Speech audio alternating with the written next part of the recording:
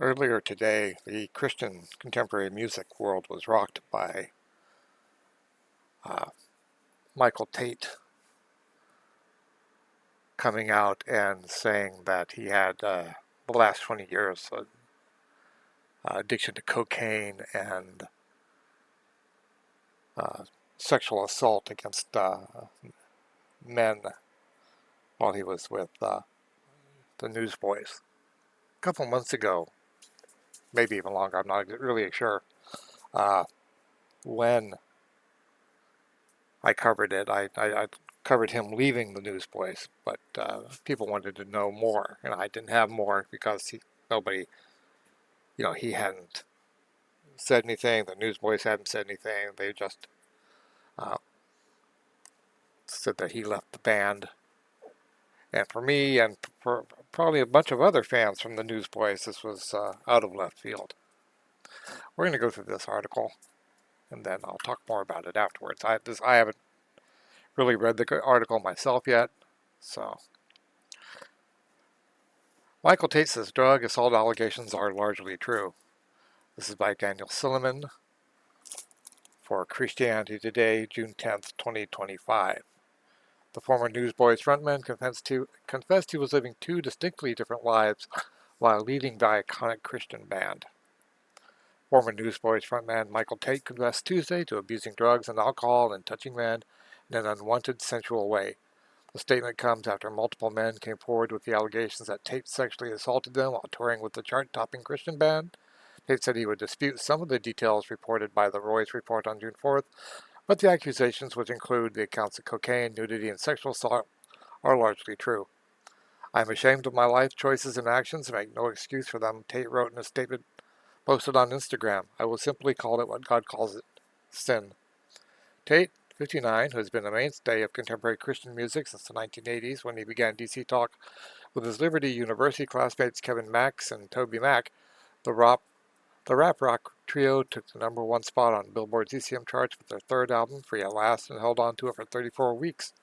The group's next album, Jesus Freak, is considered a landmark of popular Christian music and evangelical youth culture in the 1990s.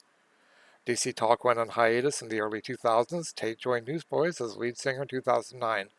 With him in front, the group's 2010 album Born Again landed at #4 on the Billboard 200 list, and the 2011 follow-up God's Not Dead hit the #1 on Billboard Christian album chart, going on to sell 500,000 copies.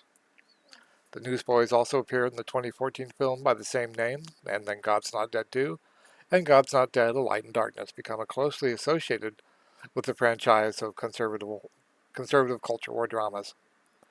It's not an exaggeration to say that for many evangelical teens who came of age in the 90s, the Newsboys were core of their evangelical Christian experience. Historian Leah Payne, the author of God Gave Rock and Roll to You, told the Roy's Report, they reformed in some ways as an ongoing supergroup. That sort of group gives voice to American conservatism. At the same time, Tait now admits he had a secret life. For years I have lied and deceived my family, friends, and even misled my bandmates about aspects of my life, he wrote. I was, for the most part, living two distinctly different lives. I was not the same person on stage Sunday that I was at home on Monday. Tait unexpectedly left the Newsboys in January 2025, offering a vague explanation. The group was in the midst of planning its worldwide revival tour. In early June, 3 young men came forward with accounts of sexual assault. The Roy's report did not release their names, in keeping with the policy of protecting the identities of abuse victims. One of the men said he met Tait at a concert in 2004 and was invited to Tait's home in Nashville. He went and then returned in 2005. The man, who was 22 at the time, told the Roy's report it was just a bunch of bros drinking and playing darts and just being silly. But that turned into skinny dipping and then a hot tub and then a back massage in bed. The man claimed that Tait touched his butt and put his fingers in his anal region, according to the Roy's report, before he spoke up and stopped the encounter. A second man, also 22, was part of the band playing with the Newsboys in 2010. He considered Tait his idol, he told the Roy's report, and was eager to accept the overtures of friendship from the older star. We went to a movie. He picked me up, and then we would usually just play darts at this bar, he recalled. One night at Tait's home, he said he drank too much, threw up, and fell asleep on the couch. He claims he woke up to find Tait kissing him on the mouth and touching his genitals. The man said he kept the incident secret at the time for fear it would negatively impact his opportunities in CCM. I did not I very much did not want to be excommunicated, he said. A third 22-year-old worker, 22-year-old worked as a member of the crew in 2014. He told the Roy's report that the tour involved a lot of drinking. There were probably a couple of days we missed, but there was pretty much always a bottle of wine or some vodka. We always had cranberry vodka, he said. As the man recalled, he had been drinking too much one night when Tait approached him and offered him cocaine. He went to sleep instead, only to wake up with Tait on top of him, the man claimed, rubbing his penis through his jeans. I felt bad for him in that moment. Looking back, that was a sexual assault. The newest member of the Newsboys admitted on social media that there were rumors about Tait. Singer Adam McGee said the band was never able to confirm any of the allegations against him, however. Each time something came out, we tried to find the source, said McGee, who joined the Newsboys in 2023, and no one would tell us anything. In an official statement released on June 5th, the four remaining band members said their hearts were shattered, denied any knowledge of wrongdoing, and do not condone any form of sexual assault. A lawyer for the Newsboys said the organization was aware of an unsubstantiated aspersion cast via internet, but warned the Roy's report against publishing anything that implied ownership from management of the band had any knowledge of the things you allege. Though Tait is no longer with the band, his allegations prompted K-Love, the largest Christian radio and network in the U.S., with more than 400 stations, to stop playing the Newsboys and DC Talk on June 9, at least temporarily.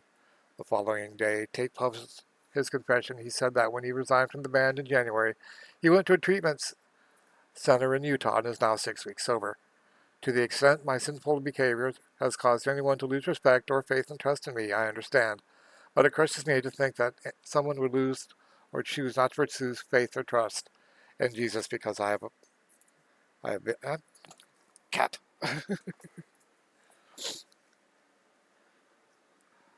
And Jesus because I have been a horrible representative for him.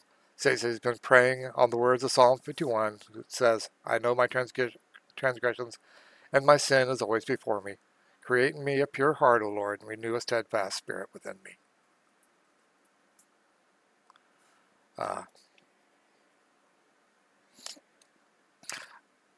I have been a follower of the Newsboys since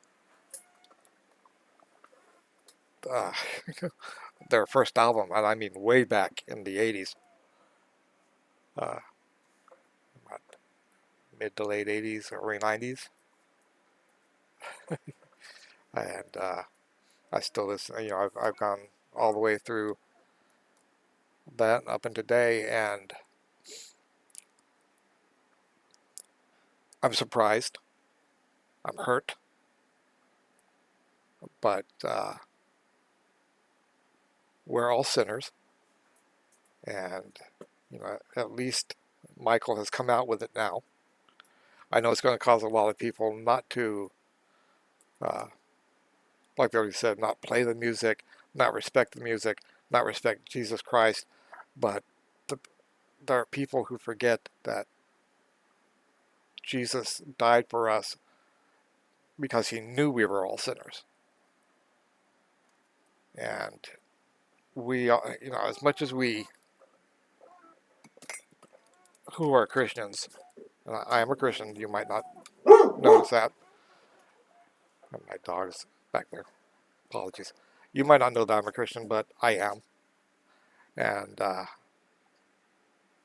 I've fallen, and I've gotten back up, and I've fallen, and I get back up. And, hopefully that happens with Michael. I don't know if he'll ever have a ministry in music again, but as long as, he has become right with God in this, he makes amends to the people he hurt, whether it be his band members or the people he assaulted, or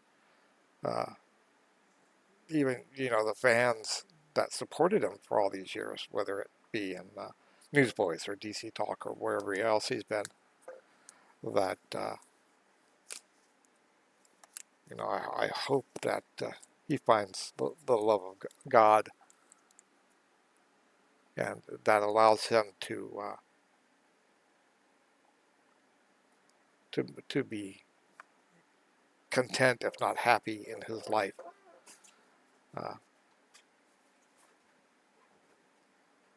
As for me, I will still play the Newsboys music.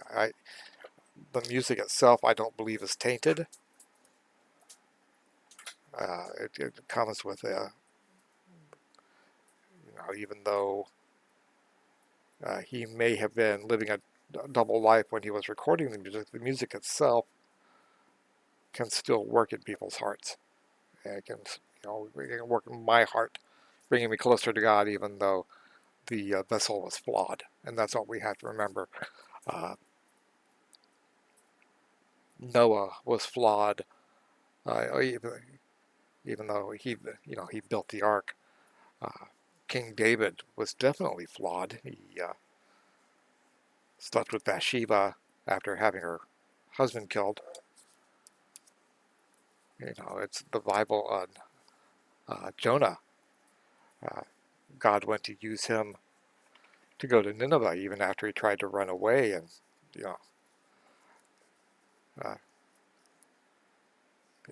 God used him, and although he had to had to have the whale swallow him first, but he used him. God takes the sinner and makes them holy again, and uses them for His will. Well, I mean, I don't know. I can't see the future. I'm not God. I can't see if Michael Tait will ever, like I said, ever have a career in ministry again, whether it be in music or what happens at this point. But I'm not the one to judge. I'm hurt and I'm upset. Like I said, I've been following the Newsboys since they first came out, and through all the member changes. But this is just another page. They have another lineup, and hopefully they'll go on and keep doing God's work. And hopefully he learns his lesson. Hopefully, it's not an easy thing being 6 weeks sober. It's not an easy thing being a day sober. I have my own problems I deal with, and I understand that. I'm not always successful, but I know that God is there for me, and I hope that people remember that in their own lives and don't judge him too harshly. I think my dogs are disagreeing. They're playing in the background. I don't know if you can hear them or not. But, well, this book ends my coverage on Michael Tait. I don't know if we'll be doing another one. I don't know if there's going to be any more news after this. Like I covered with, the lead guitarist or bass player, I can't remember, John Schaefer of Ice Earth when he was during January 6th, after the events of January 6th. If there's more news, I'll cover it. But this is all we have for now. I hope everybody has a good night. This is my last video for the evening, although it won't go up until tomorrow morning. I hope you all have a blessed night and or blessed day whenever you see this. You guys take care. I'll talk to you soon, probably on the battlefield in the inner sphere. You guys take care. Bye.